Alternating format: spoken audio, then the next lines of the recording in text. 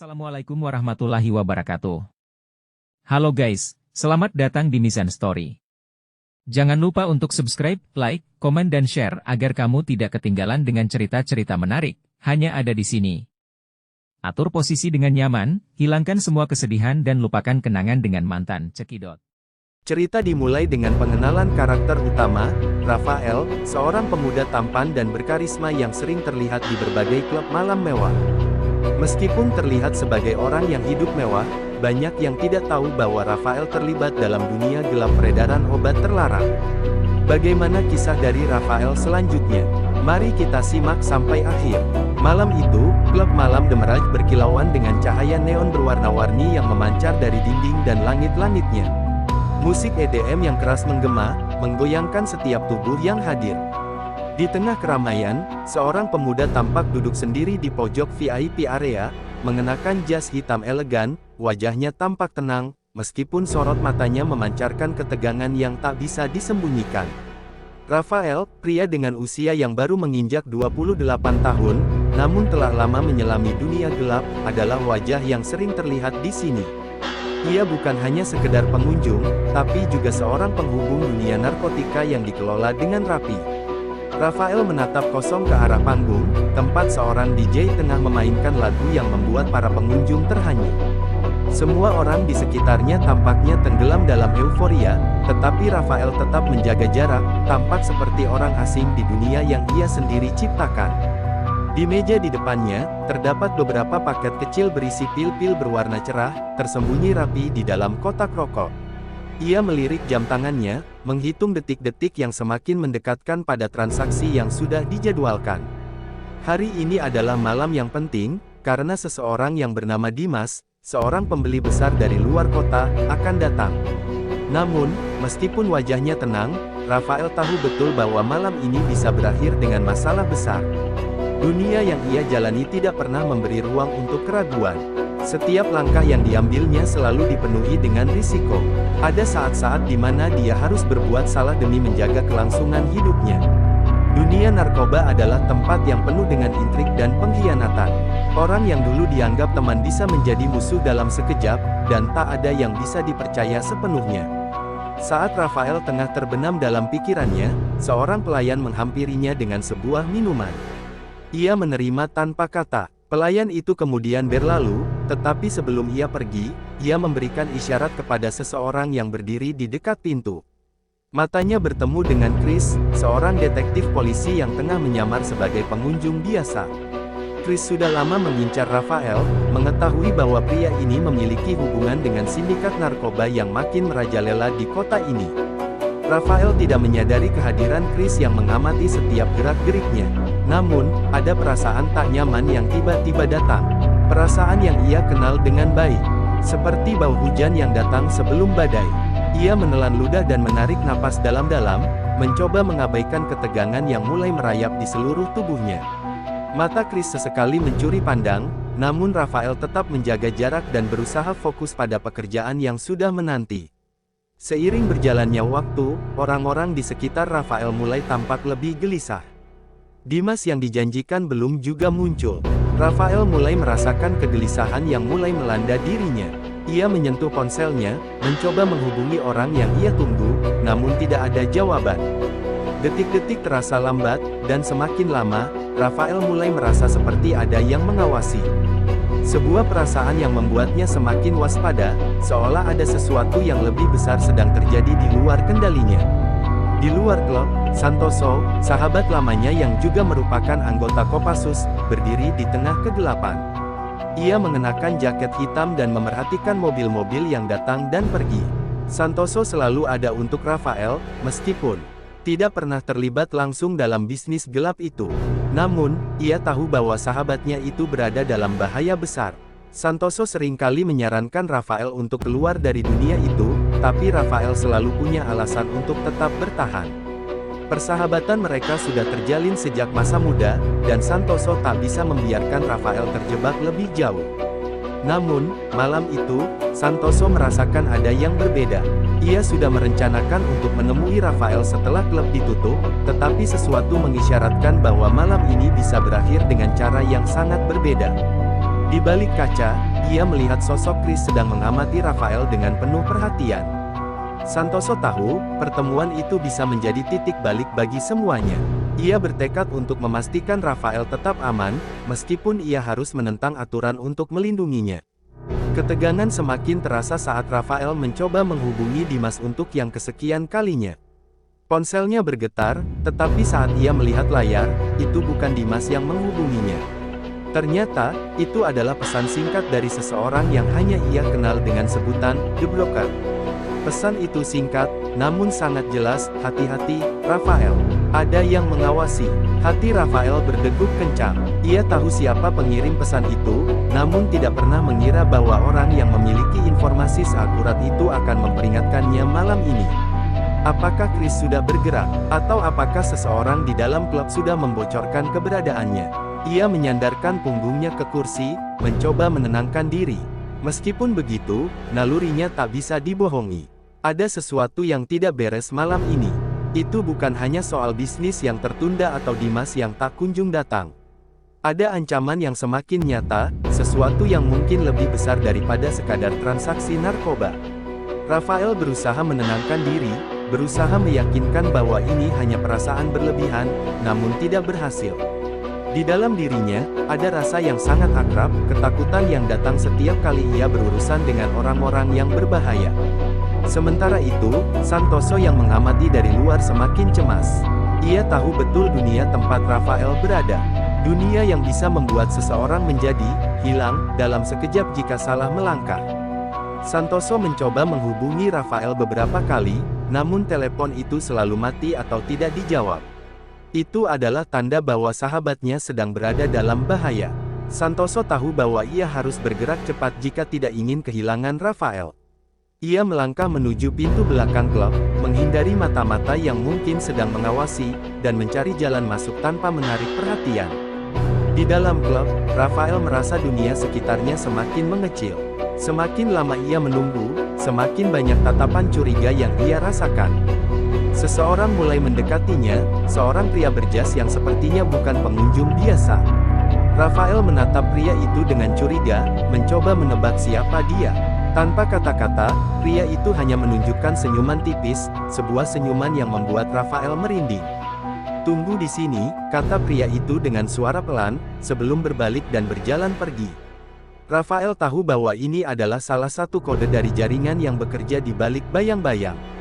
Ada yang sedang mengatur pertemuan, tetapi siapa yang akan datang? Tiba-tiba, pintu VIP terbuka, dan sosok yang sangat dikenalnya memasuki ruangan.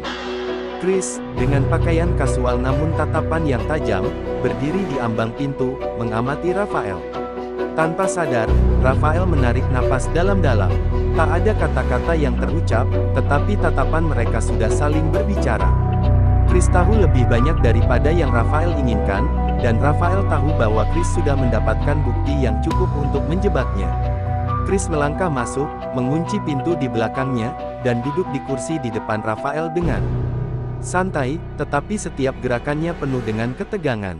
"Kau tidak pernah berubah, Rafael," kata Chris pelan, matanya menyelidik, mencari reaksi. "Masih menjalani hidup yang sama, di tengah kegelapan." Rafael menatap Chris, berusaha menjaga ketenangannya. "Kau salah paham, Chris.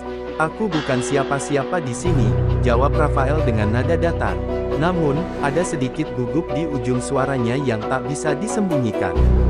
Chris tersenyum sinis. "Kau tahu betul siapa yang kau bantu dan siapa yang datang ke sini, bukan?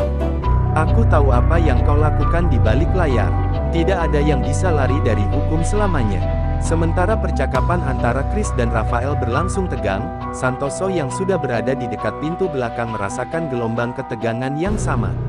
Ia merasakan bahwa waktu mereka semakin sempit. Santoso menyadari bahwa jika Chris berhasil menangkap Rafael malam ini, semuanya akan berubah, bukan hanya bagi Rafael, tapi juga bagi dirinya.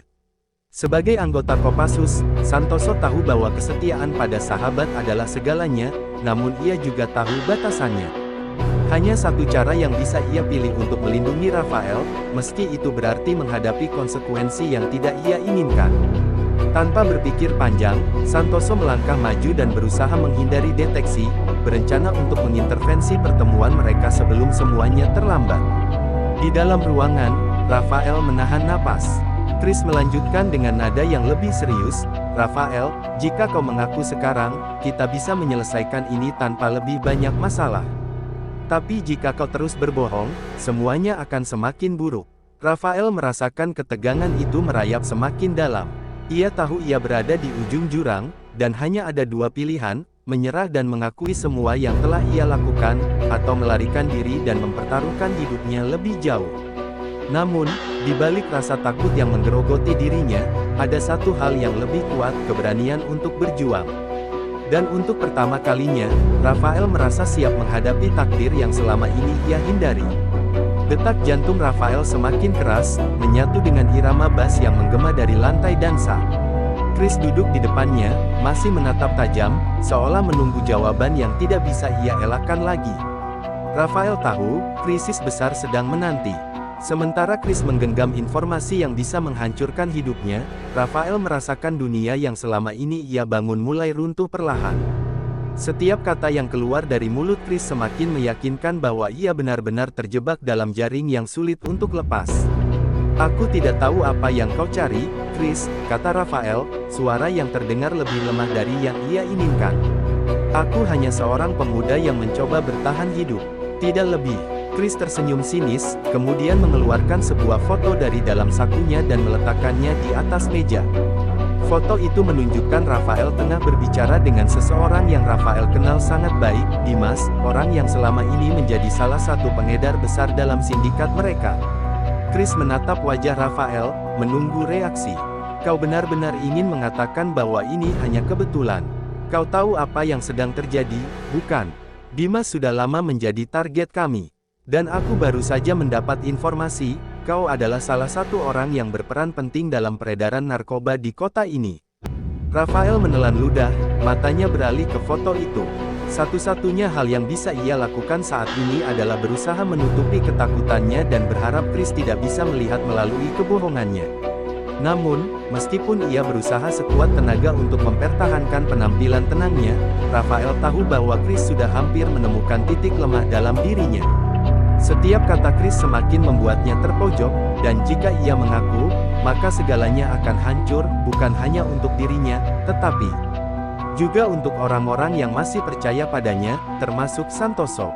Meskipun Santoso tidak pernah terlibat dalam bisnis ini, Rafael tahu betul bahwa sahabatnya itu sudah terlalu banyak terlibat dalam hidupnya, dan jika rahasia ini terbongkar, maka Santoso juga akan terjebak dalam jaring ini. Sementara itu, Santoso yang semakin khawatir merasa semakin dekat dengan bahaya yang mengintai Rafael. Ia mendengar percakapan mereka dari luar ruangan. Walaupun ia tahu bahwa Chris hanya menjalankan tugasnya, Santoso tak bisa menahan perasaan cemas yang menggerogoti dirinya. Apakah semua yang mereka lakukan selama ini, semua upaya untuk menjaga Rafael tetap aman, sia-sia? Santoso tahu bahwa jika Rafael tetap berada dalam cengkeraman polisi, mereka tidak akan memberikan belas kasihan. Rafael akan dipenjara, mungkin bahkan dihukum lebih berat jika pengadilan mengetahui keterlibatannya dengan kartel besar. Sambil mengamati pintu VIP yang sedikit terbuka, Santoso menimbang pilihan terakhir yang harus ia ambil. Ia tahu ia tak bisa membiarkan Rafael jatuh begitu saja ke dalam tangan hukum.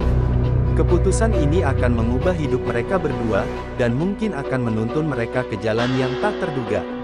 Santoso akhirnya mengambil langkah tegas. Ia melangkah mendekat, menahan napasnya, dan tanpa suara berusaha memasuki klub dengan cara yang tak terdeteksi oleh Chris atau siapapun yang ada di sana. Di dalam, percakapan antara Chris dan Rafael semakin memanas. "Kau tahu apa yang akan terjadi jika kau tidak bekerja sama," ujar Chris dengan nada dingin. "Aku bisa membawamu ke pengadilan, atau kita bisa melakukan ini dengan cara yang lebih mudah. Aku ingin tahu siapa yang benar-benar mengendalikan jaringan ini." Rafael merasa semakin terpojok. Di satu sisi, ada ancaman yang jelas, namun di sisi lain, ia merasa ada kesempatan kecil untuk melarikan diri dari cengkeraman ini. Saat itu, pikirannya melayang kepada Santoso, sahabat yang selama ini selalu ada untuknya. Namun, Chris tiba-tiba berdiri, mengalihkan perhatian Rafael dari pemikirannya. "Kau bisa memilih, Rafael. Aku tidak akan menyia-nyiakan waktu lebih lama. Apa yang kau pilih?" Rafael menatap Chris dalam diam, merasakan betapa gelapnya dunia yang ia hadapi. Di dalam dirinya, sebuah keberanian yang terpendam mulai terbangun, bukan hanya untuk melindungi dirinya, tetapi juga untuk membuktikan bahwa ia masih bisa berjuang, bahkan jika itu berarti menghadapi masa lalunya yang penuh bayang-bayang. Ia menatap mata Chris, dan untuk pertama kalinya, tanpa rasa takut, ia mulai berkata, "Aku punya sesuatu yang lebih besar untuk diceritakan padamu." Suasana dalam ruangan itu semakin mencekam. Chris berdiri tak jauh dari Raphael, tatapannya penuh dengan ketegasan, sementara Raphael menenangkan dirinya dengan menarik napas dalam-dalam. Ia tahu bahwa saat ini adalah titik balik dalam hidupnya, saat ia harus memutuskan antara menyerah atau melawan.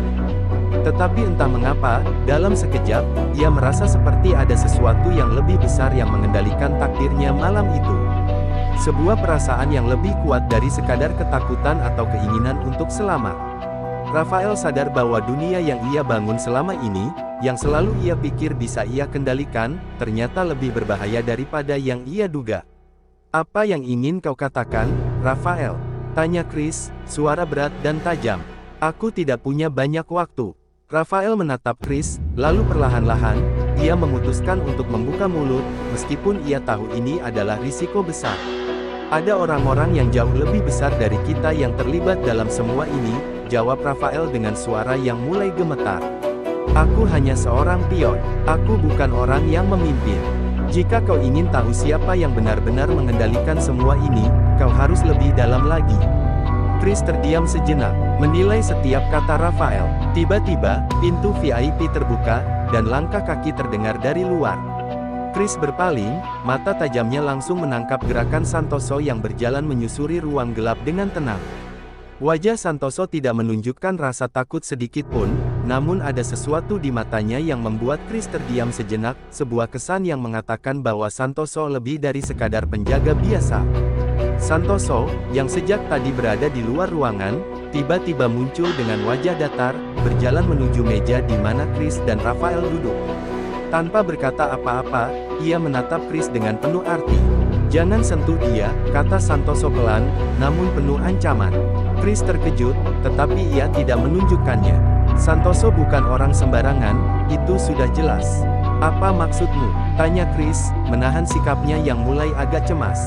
Santoso tidak menjawab langsung. Sebaliknya, ia hanya mendekat dan berdiri dengan posisi yang menutup sebagian besar pandangan Chris ke arah Raphael. Chris merasa ketegangan yang tidak bisa ia jelaskan. Ada hal yang salah di sini, sesuatu yang lebih besar dari sekadar transaksi narkoba yang selama ini ia duga. Ia menilai dengan hati-hati, mengetahui bahwa jika ia tidak hati-hati, ia akan terjebak dalam permainan yang tidak ia pahami sepenuhnya. Raphael yang duduk di kursi, terlihat seperti orang yang lebih banyak tahu daripada yang ia akui, namun ia juga terlihat ketakutan. Dalam hati Chris, semakin kuat perasaan bahwa ada sesuatu yang sangat salah dengan semuanya, bahwa Raphael bukan sekadar pengedar narkoba biasa, dan bahwa Santoso, sahabatnya, memiliki lebih banyak keterlibatan dalam skenario ini daripada yang ia bayangkan. Tiba-tiba, sebuah suara keras terdengar dari luar, suara langkah kaki yang terburu-buru. Chris menoleh, dan sesaat ia merasa ada sesuatu yang datang untuk mengganggu operasi mereka. Tanpa ia sadari, beberapa anggota timnya yang sebelumnya menyelinap di luar ruangan, telah menemukan sesuatu yang tak mereka duga, informasi yang mengarah pada anggota kartel narkoba yang lebih berbahaya daripada yang mereka perkirakan. Chris menyadari bahwa penangkapannya terhadap Raphael malam ini mungkin akan lebih besar dari sekadar menangkap seorang pengedar biasa. Ini bisa jadi adalah ujung dari sebuah jaringan internasional yang telah lama bersembunyi di balik bayang-bayang. Santoso merasa dunia sekitarnya mulai berputar dengan cepat. Ia tahu bahwa jika Chris menangkap Raphael sekarang, semuanya akan berakhir. Tetapi ia juga tahu bahwa ia tidak bisa menunjukkan siapa dirinya dengan jelas. Sebagai anggota Kopassus, identitasnya adalah rahasia yang harus dilindungi dengan nyawa, dan kehadirannya di sana bisa berisiko besar. Namun, sahabatnya membutuhkan perlindungan. Santoso mengambil keputusan tegas malam itu. Ia memutuskan untuk membawa Raphael keluar dari klub malam itu, apapun risikonya. Saat Chris akhirnya kembali menoleh untuk menangkap Raphael, Santoso bergerak cepat. Dalam hitungan detik, Ia melompat, memegang lengan Rafael, dan menariknya ke belakang dengan kekuatan yang cukup besar. "Jangan buat kesalahan besar, Chris," kata Santoso dengan suara rendah, namun mengandung ancaman yang jelas. Chris terkejut dan segera menarik senjatanya, tetapi Santoso sudah berada di posisi yang tak terjangkau, bergerak dengan cepat dan efisien seperti seorang prajurit yang terlatih. Di luar, suara langkah kaki mulai terdengar semakin dekat. Chris sadar bahwa ia sedang berada dalam dilema besar, di mana ia harus memilih antara mengejar perintah atau menghindari konfrontasi dengan seseorang yang jauh lebih berbahaya. Dengan cepat, Santoso menarik Rafael keluar dari ruangan dan menuju pintu belakang, di mana mereka akan melarikan diri. Namun, mereka belum bisa bernafas lega. Chris telah memanggil reinforcements, dan suara sirene mulai terdengar di kejauhan, semakin mendekat. Waktu mereka semakin sempit. Santoso tahu, ini adalah saat-saat terakhir bagi Rafael untuk memilih jalannya. Akan tetapi, dia hanya bisa berharap bahwa keputusan yang ia buat malam itu tidak akan menghancurkan semuanya. Keringat dingin mengalir di wajah Rafael saat Santoso menariknya keluar dari klub dengan kecepatan yang tidak terduga. Langkah mereka begitu cepat, suara mereka menyusup ke tengah malam yang gelap. Rafael hanya bisa mengikuti tanpa banyak berkata-kata, otaknya berputar cepat mencoba memahami apa yang baru saja terjadi. Dunia yang semula tampak penuh kendali, kini runtuh dalam sekejap. Chris dan timnya pasti sudah tahu, dan meskipun mereka berhasil melarikan diri dari klub, mereka tidak akan pernah bebas dari ancaman yang terus mengejar. Sesampainya di pintu belakang, Santoso menatap Rafael dengan tajam, memastikan semuanya aman. Suara sirene semakin mendekat, memecah keheningan malam. "Kita harus pergi, sekarang," Santoso mendesak, matanya mengisyaratkan urgensi yang tak bisa ditawar. Tanpa menunggu jawaban, Santoso memimpin jalan, dengan Rafael yang mengikuti di belakang. Meskipun tubuh Rafael tampak kelelahan, jantungnya terus berdegup kencang, berdenyut mengikuti ketegangan yang semakin menghimpit mereka. Setiap detik yang berlalu semakin terasa berat, seolah mereka sedang berlari melawan waktu. Mereka berlari menyusuri gang sempit di belakang klub, menghindari setiap sudut yang bisa memperdaya mereka. Santoso memimpin dengan gerakan gesit, menilai setiap langkah yang akan mereka ambil. Rafael mencoba mengatur napas, tetapi rasa cemas menggerogoti hatinya. "Kenapa kau melakukannya, Santoso?" Rafael akhirnya bertanya, suaranya serak dan terburu-buru. "Kau bisa saja jauh dari semua ini. Kenapa kau memilih untuk terjebak dalam permainan ini?"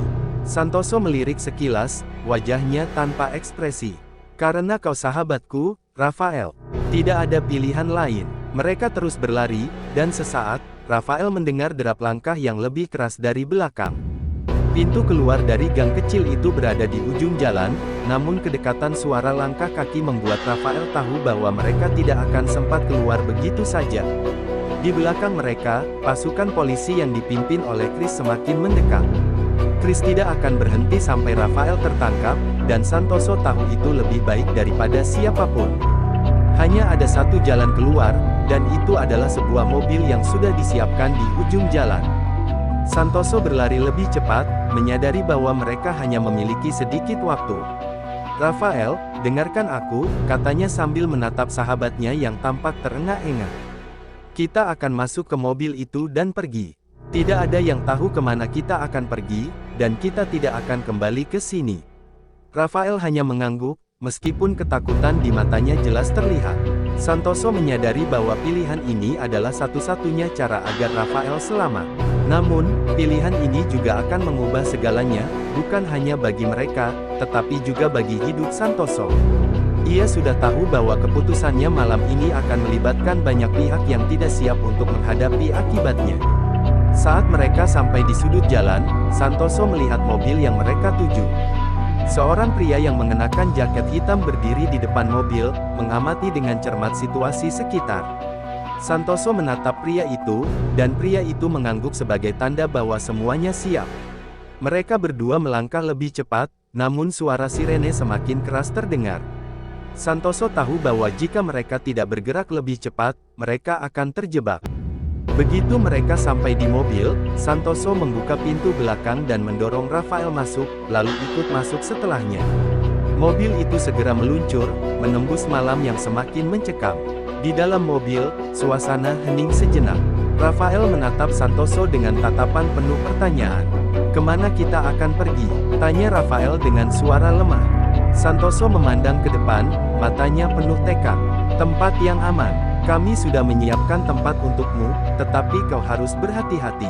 Chris dan timnya tidak akan berhenti mencarimu." Rafael mengangguk, tetapi ada perasaan cemas yang mengganjal di hatinya. Apa yang akan terjadi setelah ini? Apakah mereka akan selamat? Malam itu, mereka melaju menjauh dari kota, dan setiap detik terasa semakin berat. Rafael tahu bahwa meskipun ia berhasil melarikan diri, jalan yang akan ditempuhnya ke depan penuh dengan ketidakpastian. Chris dan polisi akan terus mengejar, dan mereka tidak akan memberi ampun.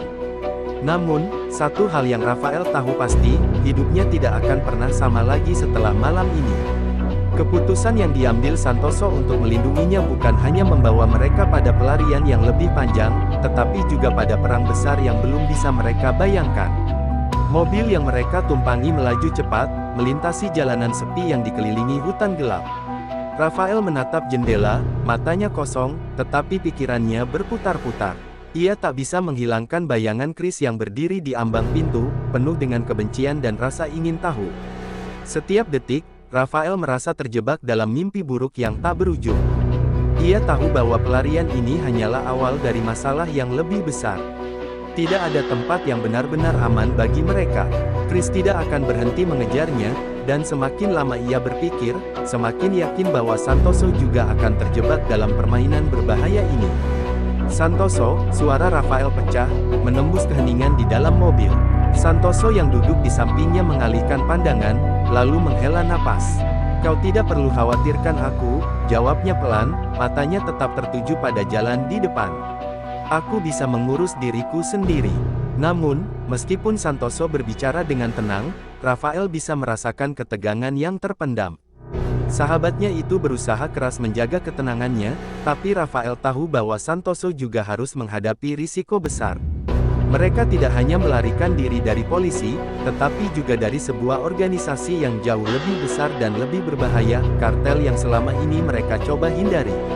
Rafael kembali menatap keluar jendela, memandangi cahaya bulan yang tampak samar-samar di balik pepohonan.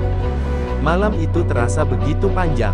Ada sesuatu yang mengganggu pikirannya. Jika Chris dan pasukannya berhasil menangkap mereka, Santoso mungkin akan kehilangan semuanya, statusnya, pekerjaan, bahkan nyawanya. Sementara Rafael, meskipun tahu bahwa ia telah melangkah terlalu jauh, tidak pernah berniat untuk membahayakan siapapun, apalagi sahabatnya. "Apa yang akan terjadi setelah ini?" tanya Rafael, suaranya hampir berbisik, seolah takut jika ia mengucapkan kata-kata itu dengan keras, semuanya akan menjadi lebih buruk. Santoso menghela napas dalam-dalam, sebelum akhirnya berbicara dengan suara serius. "Kau harus tahu, Rafael, ini bukan hanya tentang kau dan aku lagi. Ada banyak orang yang terlibat dalam masalah ini. Kartel yang kau bantu itu lebih besar dari yang kita kira. Dan Chris." Santoso menahan kata-katanya, sejenak menatap Rafael. "Chris punya lebih banyak informasi daripada yang kau tahu. Jika kita terus berlari seperti ini, kita hanya akan memperburuk keadaan. Kita perlu bersembunyi dan memikirkan langkah selanjutnya." Rafael menelan ludah, merasa semakin cemas. Mereka sudah jauh meninggalkan kota, tetapi ia tahu bahwa tak ada tempat yang benar-benar aman. Setiap detik yang mereka habiskan melarikan diri, semakin mendekatkan mereka pada kenyataan bahwa tidak ada pelarian yang abadi. Tiba-tiba, ponselnya bergetar di dalam saku, memecah keheningan di mobil. Ia mengeluarkan ponselnya, dan melihat sebuah pesan singkat yang datang dari nomor yang tidak dikenal. "Chris sudah tahu tentang kalian. Ada yang mengkhianatimu." Rafael menatap layar ponsel dengan wajah pucat. Ia merasakan ketegangan semakin meningkat. Siapa yang bisa mengkhianatinya? Siapa yang bisa membocorkan keberadaannya? Dalam keadaan seperti ini, rasa curiga muncul begitu cepat, seperti bayangan yang menuntut perhatian. Santoso yang melihat wajahnya berubah, langsung bertanya, "Ada apa?" Rafael tanpa berkata apa-apa menunjukkan pesan itu pada Santoso. Wajah Santoso langsung berubah serius, matanya menatap Rafael dengan penuh perhatian. "Itu bukan pesan biasa," kata Santoso dengan nada dingin. "Chris pasti sudah mendapatkan informasi dari dalam. Ini lebih besar daripada yang kita kira. Suasana di dalam mobil semakin tegang. Santoso menoleh ke belakang, memastikan tidak ada kendaraan yang mengikuti mereka. Kita harus berhati-hati. Tidak ada yang bisa kita percayai sekarang, kata Santoso sambil memperlambat laju mobil. Chris tahu lebih banyak dari yang kita duga. Jika dia sudah mendekati kami, berarti ada yang memberinya informasi tentang rencana kita. Rafael mulai berpikir keras. Siapa yang bisa mengkhianatinya? Apakah Dimas sudah membocorkan segala sesuatu? Atau mungkin ada orang lain yang bekerja di belakang layar, memanfaatkan situasi ini untuk keuntungan mereka sendiri. Santoso akhirnya menghentikan mobil di pinggir jalan, tepat di bawah pohon besar yang hampir tidak terlihat di malam hari. Kita perlu berhenti sejenak, berpikir dengan tenang, katanya, suaranya semakin tegas. Chris akan segera mengejar, kita tidak bisa bersembunyi selamanya. Tapi kita harus membuat langkah yang tepat. Aku tidak ingin kita terjebak dalam situasi ini lebih lama lagi. Rafael mengangguk, merasa tertekan, tetapi juga tahu bahwa saat-saat ini adalah kesempatan terakhir bagi mereka untuk mengatur strategi. Mereka tidak bisa terus melarikan diri tanpa arah. Di luar, angin malam berhembus pelan, seakan menambah berat beban yang mereka hadapi. Rafael merasakan tubuhnya gemetar, bukan hanya karena dinginnya malam, tetapi karena ketegangan yang mencekik. Tak ada yang bisa ia harapkan selain kenyataan yang semakin mencekam, bahwa pelarian mereka akan menjadi perang besar, dan mungkin mereka tidak akan bisa keluar dari sini hidup-hidup. Setelah berhenti beberapa saat di pinggir jalan, Santoso memerintahkan Rafael untuk tetap di dalam mobil. Dengan hati-hati, Santoso melangkah keluar, menatap sekeliling dengan mata yang penuh kewaspadaan. Hutan gelap menyelimuti mereka, dan suara-suara malam seakan menjadi latar belakang yang semakin menegangkan. Santoso tahu bahwa Chris dan timnya pasti sedang mencari mereka, namun mereka juga tidak tahu seberapa jauh pengejaran ini akan berlangsung. Dalam kesunyian, hanya satu hal yang jelas, waktu mereka semakin habis. Di luar, Santoso mengambil ponselnya dan menghubungi seseorang dengan suara rendah. Hanya beberapa detik berlalu sebelum telepon terangkat. Santoso, apa kabar? Suara pria itu terdengar di ujung telepon, namun Santoso bisa mendengar kecemasan yang tersembunyi di dalamnya. Aku butuh informasi lebih banyak tentang Chris. Aku tidak bisa terus berlari tanpa tahu siapa yang benar-benar mengendalikannya, kata Santoso, wajahnya tegang. Ada yang mengkhianati kami. Chris tidak bergerak seperti biasanya. Ini bukan hanya tentang dia lagi, ada sesuatu yang lebih besar. Di dalam mobil, Rafael duduk dalam kecemasan yang terus berkembang. Ia terus memikirkan pesan yang ia terima sebelumnya, Chris sudah tahu tentang kalian. Ada yang mengkhianatimu. Rasa takut mulai menguasainya, tetapi ia berusaha menenangkan diri. Ia tahu bahwa ia tidak bisa lagi hanya berpikir tentang dirinya sendiri. Santoso jelas mengambil risiko besar dengan membantunya, dan jika mereka tidak segera menemukan jawaban, pelarian ini tidak akan bertahan lama. Tanpa sadar, tangannya gemetar ketika ia mengeluarkan ponselnya untuk melihat lagi pesan itu. Siapa yang bisa mengkhianati mereka? Dan mengapa Chris begitu cepat mengetahui posisi mereka? Santoso, Rafael memanggil dengan suara cemas ketika sahabatnya kembali ke dalam mobil. Santoso menatapnya sejenak, lalu duduk dengan tatapan serius. Ada yang perlu kau tahu, kata Santoso, suara rendah dan penuh arti. Chris bukan hanya seorang polisi biasa. Dia terhubung dengan sesuatu yang lebih besar. Ini bukan hanya tentang narkoba atau bisnis ilegal lagi. Ini tentang jaringan internasional yang sudah lama beroperasi di negara ini. Dan mungkin, kau sudah terjebak dalam permainan yang jauh lebih besar dari yang kita kira. Rafael menatap Santoso dengan mata terbelalak. Jaringan internasional, tanya Rafael, suaranya serak. Apa maksudmu? Aku hanya terlibat dalam jual beli obat terlarang. Ini semua dimulai dari sana. Santoso menghela napas panjang, kemudian menatap lurus ke depan. Kau tahu siapa yang pertama kali membawamu masuk ke dunia itu, kan? Dimas, orang yang kau anggap teman. Dimas itu bagian dari jaringan besar, Rafael. Tidak hanya dia, ada banyak orang yang selama ini bekerja dengan kartel besar, dan Chris. Chris sudah bekerja sama dengan mereka sejak lama. Kau hanya menjadi bagian dari rencana mereka tanpa sadar. Rafael merasa tubuhnya seperti dibekukan. Ia tidak pernah mengira bahwa Dimas, yang selama ini dianggap sahabat, sebenarnya adalah bagian dari jaringan besar yang lebih berbahaya dari yang bisa ia bayangkan. Tapi, Dimas selalu baik padaku. Dia membantuku, memberiku pekerjaan, kata Rafael, suara penuh kebingungan. Kau tidak mengerti, Rafael, Santoso menjawab, dengan nada serius. Dimas bukan hanya sahabatmu, dia bagian dari sistem yang telah memanfaatkanmu sejak awal. Semua ini adalah permainan mereka, dan sekarang kau sudah berada di pusatnya. Mereka menginginkan kontrol penuh, dan itu termasuk mengendalikanmu. Rafael merasa seperti dunia sekitarnya runtuh. Semua yang ia anggap benar, semua yang ia percayai, ternyata hanyalah kebohongan. Ia merasa seperti boneka yang dimainkan oleh kekuatan yang jauh lebih besar dari dirinya. Ketika ia melihat Santoso, ada kesan tegas di wajah sahabatnya itu, namun juga ada sesuatu yang lebih dalam, sebuah perasaan bersalah.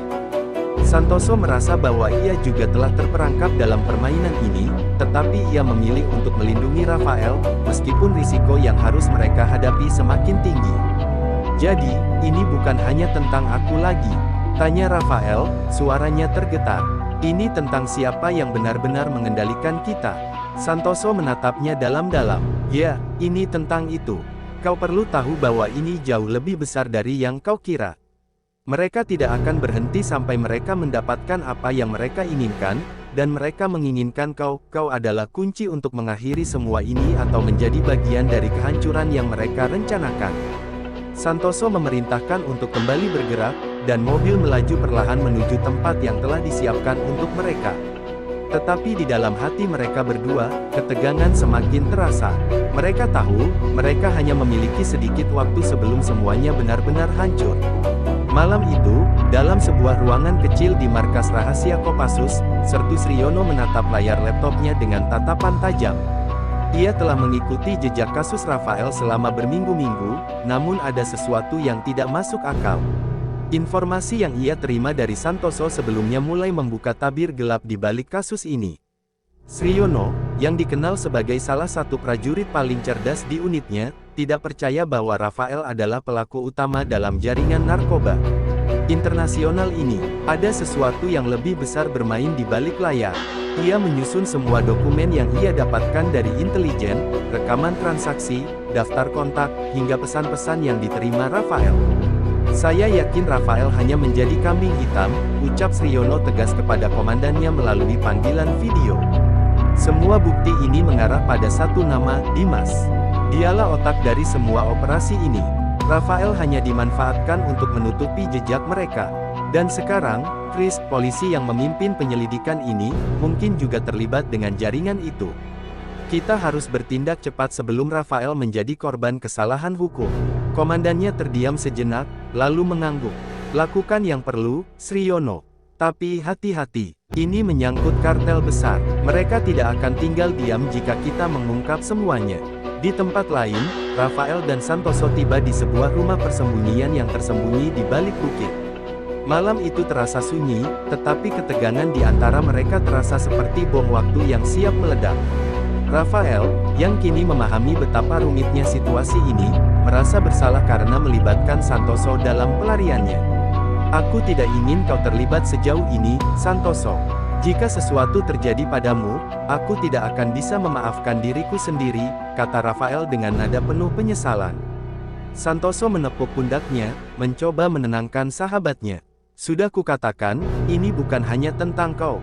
Ini tentang kebenaran. Aku tidak bisa diam saja melihat sahabatku dihancurkan oleh permainan yang mereka ciptakan. Sementara itu, Sertus Riono memutuskan untuk bertemu langsung dengan Chris di markas kepolisian. Ia membawa semua bukti yang telah ia kumpulkan, tetapi ia tahu bahwa ini adalah langkah berbahaya. Chris, yang kini sepenuhnya yakin bahwa Rafael adalah target utamanya, tidak menyadari bahwa ia sedang dimanipulasi oleh jaringan kartel melalui Dimas. Ketika Sriono tiba di ruangannya, Chris menyambutnya dengan dingin. Apa yang kau lakukan di sini, Kopassus? Ini bukan urusanmu, kata Chris dengan nada tajam. Namun, Sriono tetap tenang. Ini bukan hanya urusanmu juga, Chris. Kau menangkap target yang salah. Dan aku punya bukti untuk membuktikannya. Chris terdiam ketika Sriono mengeluarkan sebuah flash drive dan memutarkan rekaman-rekaman transaksi yang melibatkan Dimas dan kartel. Dalam rekaman itu, terlihat jelas bahwa Dimas bukan hanya anggota biasa, tetapi otak di balik semua operasi ini. Rafael hanya menjadi perantara kecil yang tidak tahu apa-apa tentang skema besar di baliknya. Chris mulai merasa sesuatu yang besar telah ia lewatkan. Dimas, gumam Chris, menyadari bahwa pria yang selama ini ia percayai untuk memberikan informasi ternyata adalah pengkhianat. Wajahnya memucat. Bagaimana aku bisa begitu bodoh? Di saat yang sama, Dimas yang merasa posisinya mulai terancam, menghubungi kartel untuk melancarkan serangan terakhir.